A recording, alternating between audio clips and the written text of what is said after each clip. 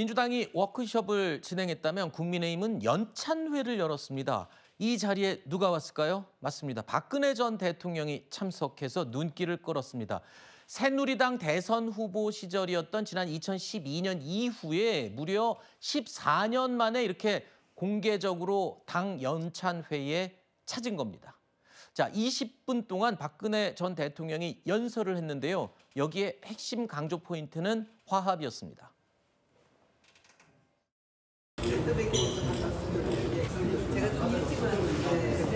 안녕하십니까, 박근혜입니다.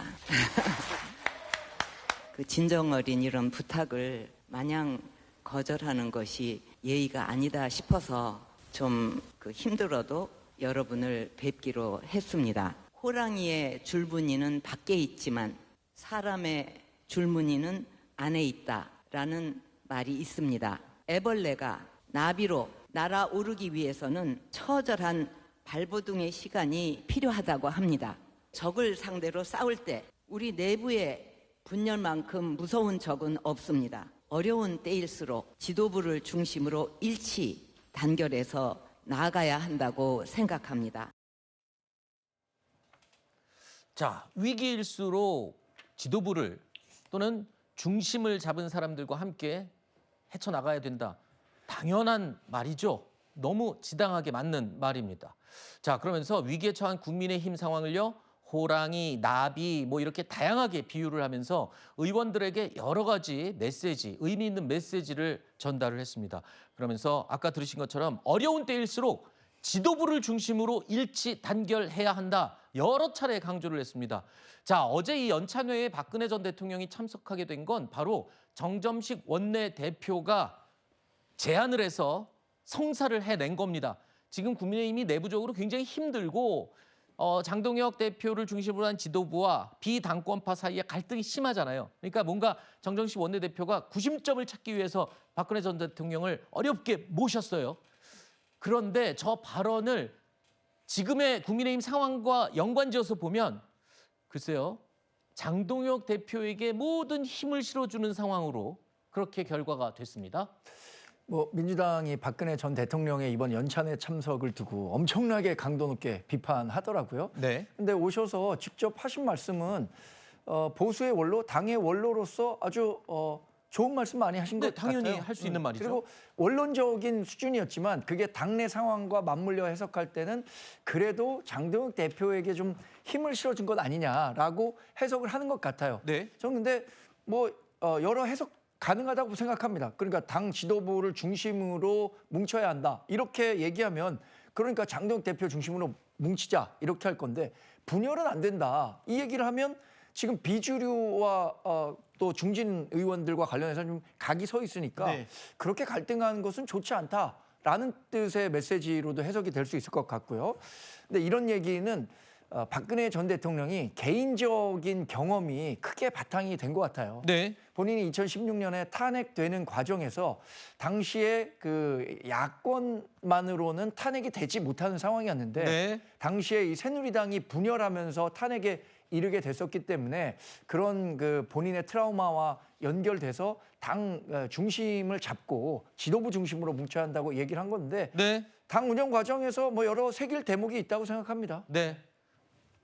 지금 정광재 대변인이 그렇게 얘기했습니다. 원로로서 당연히 해야 할 말을 한 거다. 근데 그거를 해석하는 사람들이 지금 의미 부여를 좀 다르게 하고 있다. 이런 지적인데요. 당 내에서는 똘똘 뭉쳐야 한다라는 박근혜 전 대통령의 이 메시지를 놓고도 서로 또 다르게 해석을 하고 있습니다. 입장에 따라서요. 들어보시죠.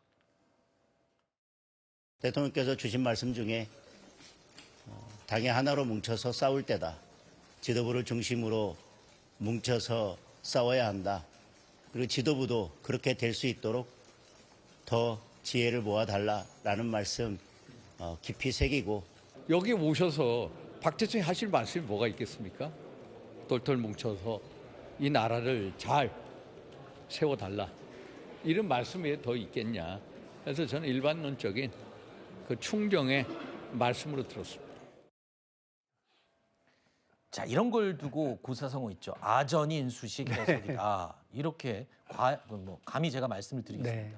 당권파와 비당권파 서로 우리를 겨냥해서 박근혜 전 대통령이 얘기한 거다. 특히 장동혁 대표 입장에서는 지도부를 중심으로 뭉쳐라. 거봐라, 나를 중심으로 뭉쳐라고 하질 않냐.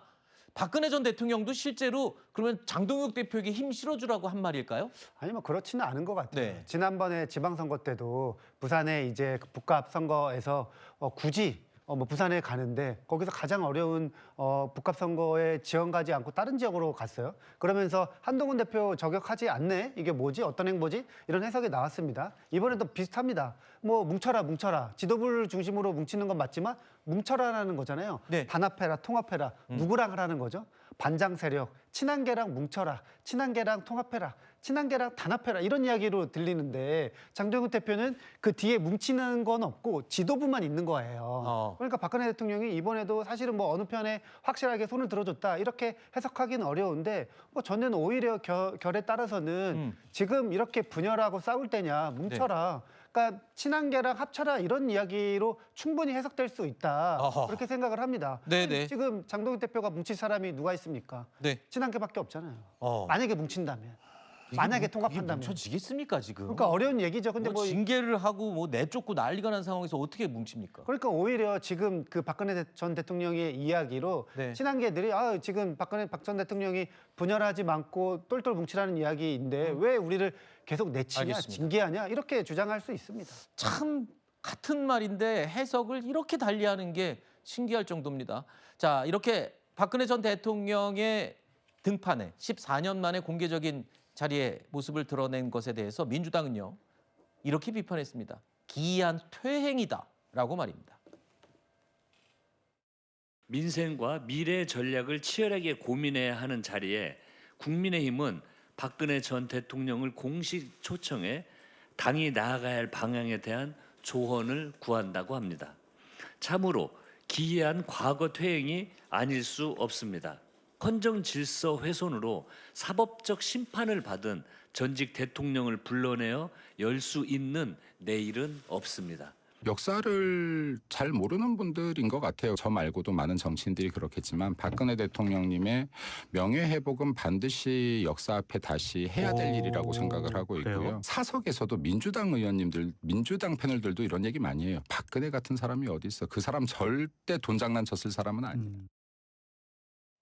민주당에서는 기이한 퇴행이라고까지 강조를 했습니다. 그런데 원래 그렇잖아요. 비판을 세게 할수록 뭔가 좀 깨림직하고 두려워서 그러는 건 아니야? 뭐 이런 의심을 또 할 수도 있을 것 같아요. 박근혜 전 대통령이 갑자기 이렇게 등장을 하게 되면 민주당에서도 좀 깨림직한가요? 깨림직하다기보다는 견제를 할 수밖에 없죠. 그러니까 제 말이 대통령- 견제하고 싶은 마음에서 저러는 그렇죠. 거예요? 박근혜 대통령이 누굽니까? 박정희 대통령의 딸 아닙니까? 저희 보수 진영에서 박정희 대통령의 존재는 대체 불가합니다. 그렇기 때문에 역사적으로 공과 가가 있다 할지라도 네. 지금 많은 분들이 예전에 그 탄핵 당시에는 박근혜 대통령한테 일부 등을 돌린 분들도 지금은 정서적으로 아이고 안 됐다. 또 대통령이 건강 좀 잘 보살피시면 좋겠다. 이런 어떤 정서적인 유대가 있기 때문에 이런 것조차 너무 비판적으로 민주당에서 얘기한다는 것 자체가 네. 그만큼 아마도 두려운 존재가 아닐까라는 생각을 하게 됩니다.